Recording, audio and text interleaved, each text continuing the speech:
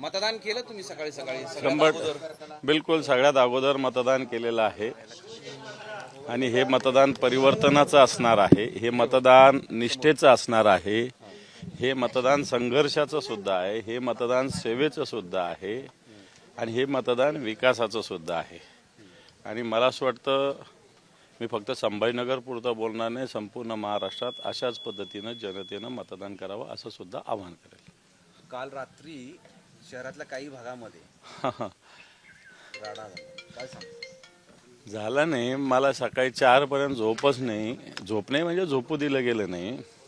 कुठून जवळपास 100 म्हणजे जे 29 प्रभाग आहे आणि 100 उमेदवार आहे, त्यातल्या किमान 40 उमेदवारांचे मला फोन आले की कशा पद्धतीनं भारतीय जनता पार्टीनं पैशाचा पाऊस या शहरामध्ये पाडलेला आहे. अक्षरशः पैशाचं हैदोस, पैशाची मस्ती, पैशाचा उन्माद एकट्या भारतीय जनता पार्टीनं संपूर्ण शहरात केलाय. मला असं वाटतं भारतीय जनता पार्टी किंवा त्यांचे नेते फार विकासाच्या गोष्टी करतात. आम्ही महाराष्ट्रात, दिल्लीत, मुंबईत असं केलं, मोदींनी असं केलं, फडणवीसांनी असं केलं, मग तुम्हाला पैशाचा पाऊस का पाडावा लागतो? कामाच्या आधारावर मतदाराला मतदान मागितलं पाहिजे, परंतु असं झालेलं नाही. तरी जनता सुज्ञ आहे.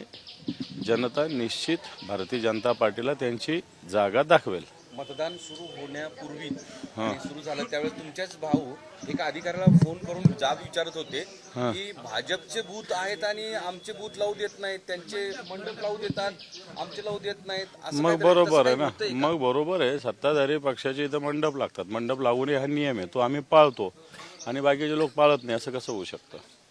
त्यामुळे प्रशासन सुद्धा बायस पद्धतीनं वागतंय, पोलीस सुद्धा बायस पद्धतीनं वागतंय. मी दोष त्यांना देणार नाही, परंतु ज्या पद्धतीनं प्रशासनावर सत्ताधाऱ्यांचा दबाव आहे तो एकांगी आहे. निवडणूक आयोग तो झोपलेलं आहे, पूर्ण कुंभकर्णाची झोप आहे. झोपलेल्या माणसाला तरी हलवता येईल, पण हे झोपेचं सोंग करण्याला कसं हलवायचा हा एक प्रश्न. निवडणूक आयोग तो कुठंच दिसत नाही, रात्रभरी दिसत नव्हता आणि आता सकाळी पण नाहीये. या सगळ्या परिस्थितीवर मतदारांची आता जबाबदारी वाढली असं वाटतंय का? बिलकुल मतदारांनी या सगळ्या गोष्टीची दखल घेतली पाहिजे.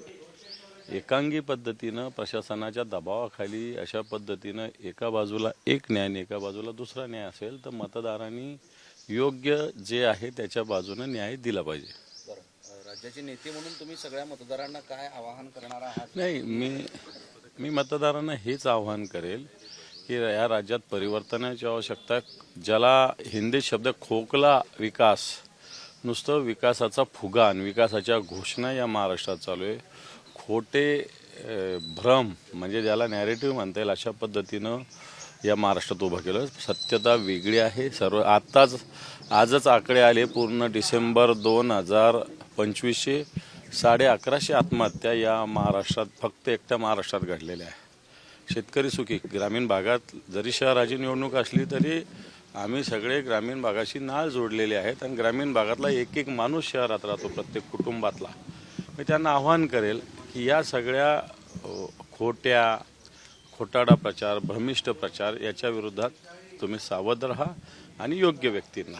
त्याच्यासाठी भगवे पथक देखील तयार करण्यात आले. स्वतंत्र यंत्रणा तुम्ही ती उभी केली आहे मुंबईमध्ये. मुंबईने संभाजीनगरात परवा पैसे वाटणाऱ्यांना शिवसैनिकांनी चांगला चोप दिलेला आहे. रात्री काही ठिकाणी शिवसैनिक अलर्ट होते, काही ठिकाणी पकडलं, काही ठिकाणी पोलिसांच्या ताब्यात दिलं. त्याच्यामुळे आमचा भगवा गार्ड तर अलर्टच आहे सतत.